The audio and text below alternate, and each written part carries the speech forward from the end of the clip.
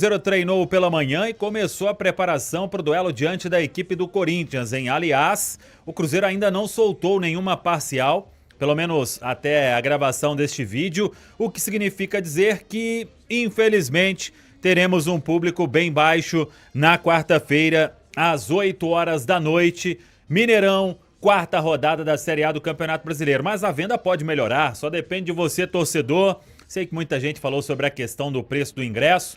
Tem ingresso ainda a partir de R$40 para sócio Time do Povo. ingresso.cruzeiro.com.br. Bora lá quem puder. O apoio da Nação Azul é fundamental para o Cruzeiro tentar a primeira vitória nesta Série A do Campeonato Brasileiro. O apito está definido e, na minha visão, é um motivo de preocupação. Davi Lacerda, do Espírito Santo.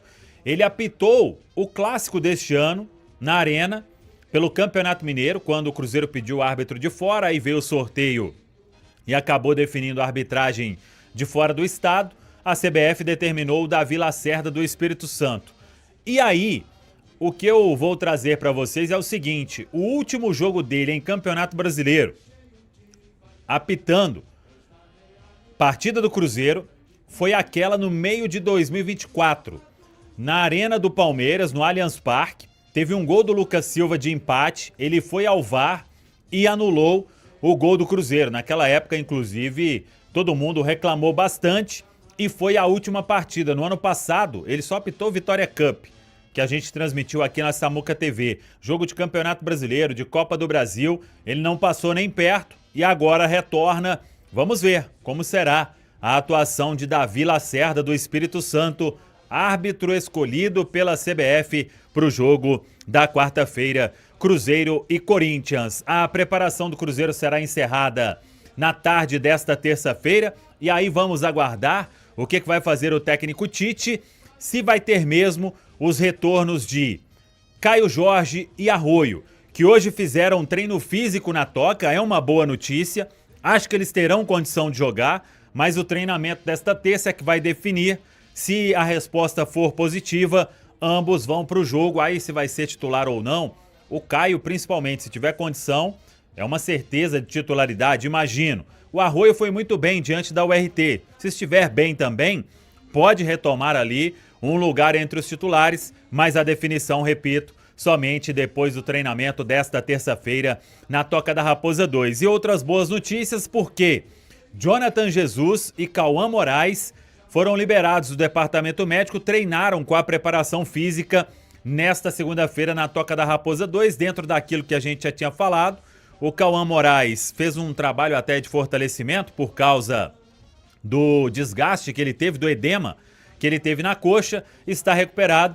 E o Jonathan Jesus se machucou naquele compromisso diante do Betim, também voltando aí muito perto, né, de ficar à disposição. Para a quarta, acho que ainda não, mas muito em breve o atleta será liberado completamente para os treinos com o grupo.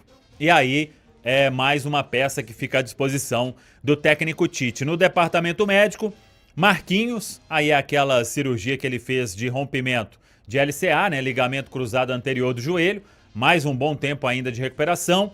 Chico da Costa já avançando também nesta recuperação da lesão muscular, deve retornar antes daquele prazo previsto de 2 meses. E o Luiz Sinisterra, que segue aí o trabalho de recuperação. São os jogadores, então, no DM do Cruzeiro neste momento. É aguardar, preparação sendo encerrada nesta terça e um Cruzeiro bem focado, porque sabe, de nada adianta classificação em Campeonato Mineiro, primeira colocação, se não vier a primeira vitória na Série A do Campeonato Brasileiro, para aliviar e para trazer um pouco de paz para este momento. Jogadores aí querendo dar essa resposta em campo e precisa, e o torcedor que puder comparecer, repito, bora lá no Mineirão, a presença da Nação Azul é muito importante. Bom, o desgaste ele é real. É independente da grana. Não, eu quero só fazer uma ponderação, assim, que eu concordo com o valor, a questão do Cruzeiro ter feito um jogo sólido. Eu só não acho que a palavra consistente ela é muito aplicada, porque o Cruzeiro, mais uma vez, foi um time no primeiro e outro no segundo. Então a gente não teve uma consistência de exibição na partida. E, ironicamente, né, no primeiro tempo que o Cruzeiro eu achei que jogou muito bem, porque limitou o Pouso Alegre a um espectador. Assim, o Pouso Alegre era um sobrevivente no jogo. O Cruzeiro jogou muito bem e saiu com 0-0.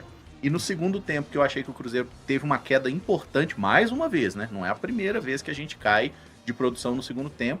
O time teve a semana para descanso e treino, eu esperava ver menos isso.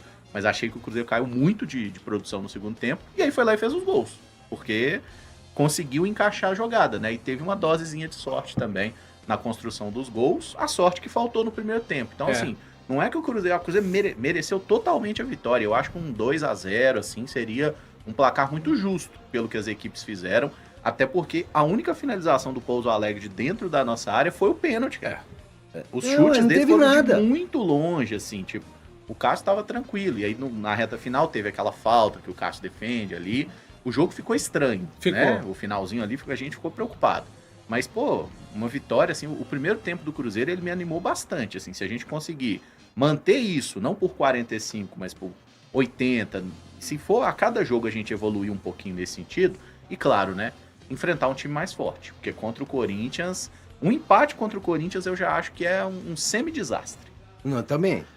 Porque a gente chegou num ponto em que, por exemplo, há pouco tempo, né, contra o Botafogo, por exemplo, voltando lá, se você empata, jogando de um jeito melhor e tudo, naquela circunstância isso era válido. Agora a gente chegou que no Campeonato Brasileiro, a não ser que fosse um empate assim, nossa, amassou o Corinthians, um massacre total, bola na trave, goleiro fazendo cada milagre e tudo, ficou um empate, vai ser frustrante pelo resultado, e o Cruzeiro não tem mais essa margem, mas tipo, tem jogo que você vai entender, que não é possível você ganhar. Agora, chegou num ponto que tem que ganhar, para aliviar essa pressão, porque o Campeonato Brasileiro é o principal pro Cruzeiro. Não vai adiantar nada, chegou na final do Mineiro. A pressão hoje ela existe por causa de uma goleada pro Botafogo. A derrota ali no Clássico começou, né? Pro Atlético Mineiro. O time foi muito... Que era pro Arroio ter empatado o jogo e uma outra história, né? Isso. Mesmo diante de tudo. Perfeito. Aí vem o Botafogo, falei mais cedo. O jogo tava 1-0, você sai com a chance para fazer 1-1 e com mais 15 minutos fica 4-0. Coritiba, 1-0, toma a virada daquela forma como tomou. Para fazer o segundo no ataque. Sim. Tomou um empate aí. Coritiba que tava ganhando da Chape tomou um empate, né? Fraquíssimo, Coritiba. Então, fraco. Vai ficar lá na parte de baixo, com todo respeito aí ao Seabra e aos seus comandados. Então o Cruzeiro se colocou nessa situação e agora esses jogadores vão ter que fazer de tudo para vencer na quarta-feira, porque senão vai continuar todo esse cenário. Ou é o jogo de um começo de paz e um horizonte pra gente pensar um pouco diferente, os caras estão querendo, vai dar pra engrenar, que aí vem o Pouso Alegre sábado, você muito provavelmente vai pra uma final de Mineiro, aí tem a final, pode ser campeão, aí vai lá pro Rio, faz um bom jogo com o Flamengo, o cenário muda completamente.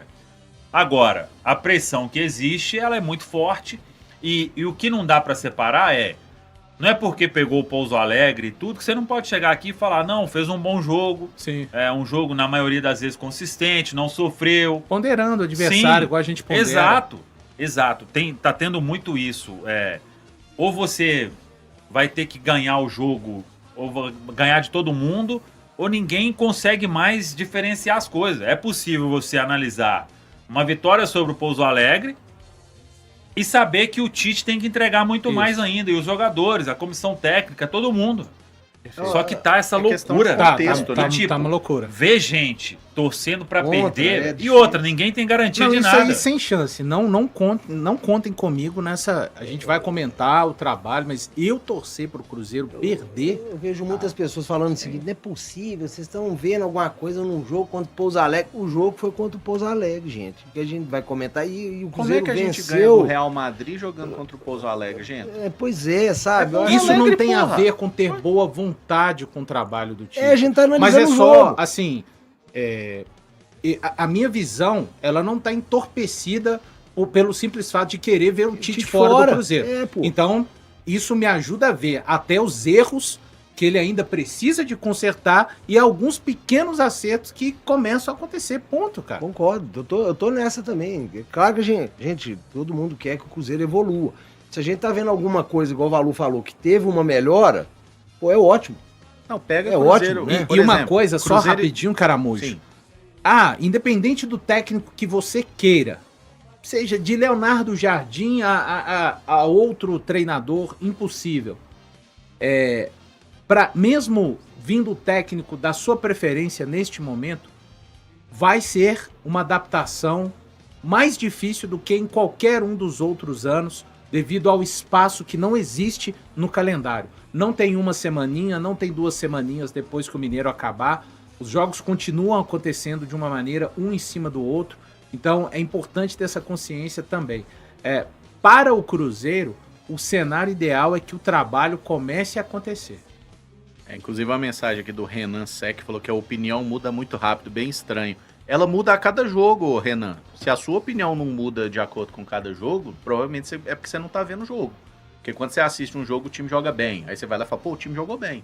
Aí depois, jogou mal. Aí você fala, jogou mal. Eu não vou ficar aqui preso. Nossa, há um mês atrás, eu critiquei o Tite. Então agora eu tenho que me manter criticando. Eu tenho que reclamar de todo jogo. Se o time jogar bem, eu não vou falar que ele jogou É que é um bem. extremismo. A gente falar que o time jogou bem. Amanhã, Aí é você torcer pra sua opinião, amanhã né? alguém vai estar marcando e falando assim. O Valu faz muito isso, mas não cabe. Valu fala que o Cruzeiro jogou tão bem quanto o Cruzeiro de 2003. Pelo simples fato de você falar que o Cruzeiro jogou bem, tá um extremismo assim, mas a gente tá acostumado e a gente segue aqui. É muito firme, tentando ver as coisas realmente como elas estão acontecendo. Inclusive, Valu, hoje eu me atinei um negócio. Pessoal, vocês querem xingar, jogar, fica à vontade. Às vezes o cara tá usando a gente até como psicólogo, né? Às vezes a gente fica bravo, às vezes eu xingo os outros, eu não vou xingar, mas não. Viu, gente? Vocês estão bravos, vocês querem falar que a gente muda de opinião? Muda. A gente muda, né, Valu? A gente muda de opinião. Ainda bem, né? Ainda bem, né? Eu Ainda não vou bem. ser um Fica cavalo, parado, uma mula planta, que vou... amigo. Isso. E eu tô nessa. Por mais que o placar do 5x0 contra o Uberlândia tenha sido o elástico do placar chama atenção, eu acho que... Não, mas era o anterior, porque ele foi mandado embora durante o campeonato. Vou pegar o nome dele aqui. O jogo contra o Pouso Alegre, esse jogo agora, ele pra mim foi a melhor atuação do Cruzeiro no ano, disparado. Porque ela foi consistente. Se você pegar os primeiros tempos do Cruzeiro contra o Botafogo, por exemplo, que o time foi bem e não conseguiu, e depois cedeu e tomou aquela balaiada. Você pegar o primeiro tempo contra o Coxa, que o time conseguiu pressionar, até saiu na frente, mas depois tomou... Era o Jorge Castilho. Que era Castilho, treinador. isso. Então, assim, eu acho que o Cruzeiro fez, no ano, é a primeira vez que eu vejo um time que tem... consolidada. Uma partida, e não só consolidado, uma partida que tem méritos do Tite, na forma como o time atuou. Tá? Então, só para deixar claro, eu sei que ele ainda é figura que a galera não quer, a galera ainda tá no movimento fora Tite, a torcida tá muito puta com ele, a galera não tá... Sabe o que mais me preocupa, vó? Não é o fora Tite, é achar que o Jardim volta. Isso me preocupa muito. Eu falei com o Lucas Silva aqui, esse fantasma. Mas é porque tem esse boato que ele Não, volta mas dia não 10 de volta. março. Não volta. Tem data. Não volta. O Jardim não volta, não quer voltar, não vai voltar. Então, se vocês estão aí, o fora Tite, beleza.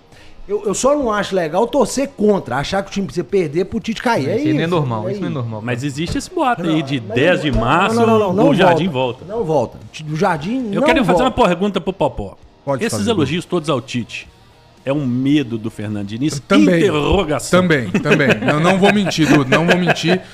Não quero o Cruzeiro sem técnico, pelo menos até o Diniz fechar com o próximo time aí. Vamos preservar a saúde mental, E galera. a segunda porque- pergunta, quem é Neiser? Agora, bom, sobre o Neiser, gente, eu tenho um monte de coisa pra rodar, mas do jogo, acho que a gente, né, a questão do Neiser, cara, sério mesmo, 19 anos, esse menino passou por uma série de problemas, piroca, lá na Colômbia, sabe? Muitos problemas. Vim falar que ele não tem qualidade é porque você não viu o Mundial Sub-20, você não viu, que a gente acompanhou ali. Eles Joga- julgam por um jogo. Ele Julgam é por um bola, jogo. Ele é bola. Ele mudou de país, ele é um garoto, né? Fala muito Que tá conhecendo, tá vindo pra uma outra realidade, um outro clube. Deve estar doido pra marcar o gol dele logo. Porque você imagina, 19 anos, ninguém é porque. Aqui deve ter, pelo menos no chat, aqui deve ter uma turma que passou 19 anos ontem, né? Então, assim, tem todo esse fator. Destruir esse menino agora vai ser a mesma coisa que fizeram com o Igor Thiago, com o Maurício, que era água de Com chuchu, Robert. com o Robert e com uma série de atletas. E ainda tem gente que ficou brava comigo. Eu falei, gente, não vamos queimar o menino ainda. É uma mania que tem de fazer isso na base. Que isso? A torcida frita a base no Cruzeiro? Não, não frita não. Frita não, destrói. Vale a pena ter paciência com o Neiser. Ele vai ser um grande...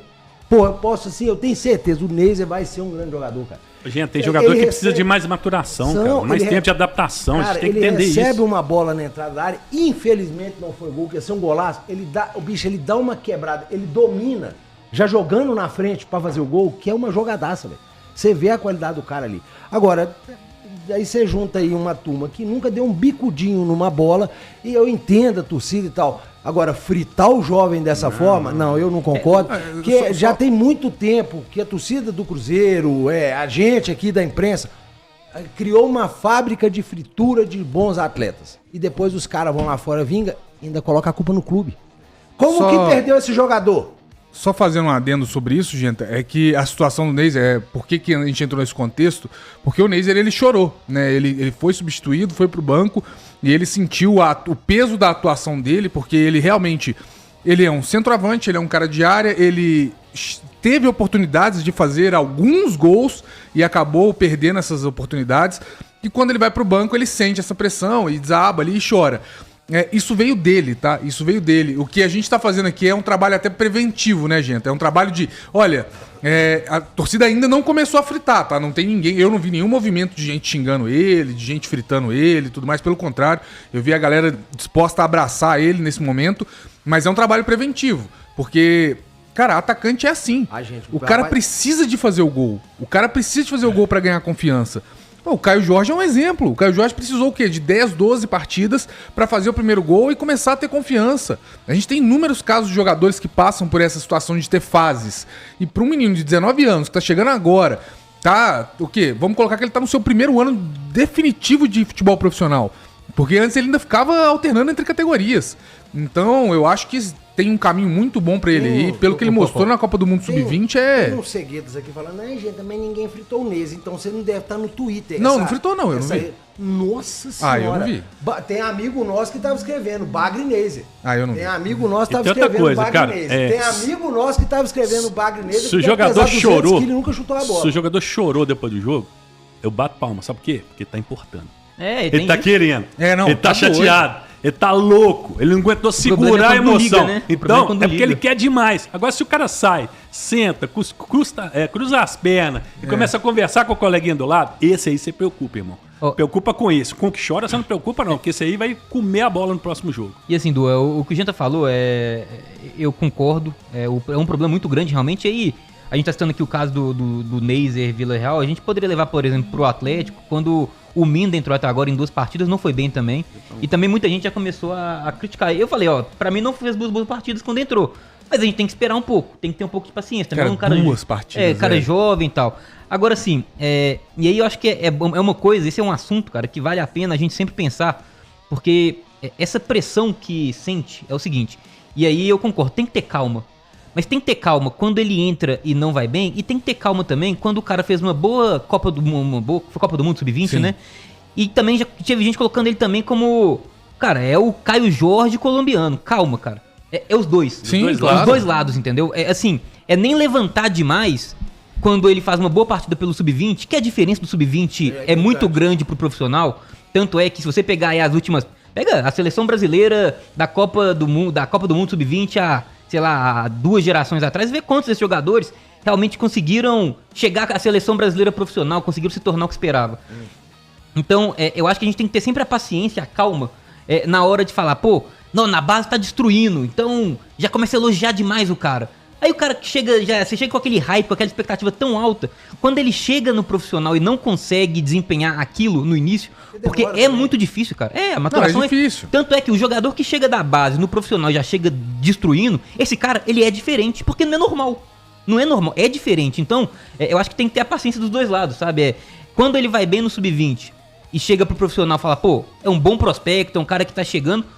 Agora, e quando vai mal também, tem um pouco de paciência, né? Porque Vocês lembram a estreia do Vitor Roque? Que ele afoga com 10 minutos, né? Entrou afobado. Luxemburgo. Foi o primeiro jogo dele, o primeiro segundo jogo dele, né? Isso acontece, entra cara. naquela pilha. Tem o Tite falando do Neiser aí, não tem, turma? Solta pra nós. Ele. Lá ele.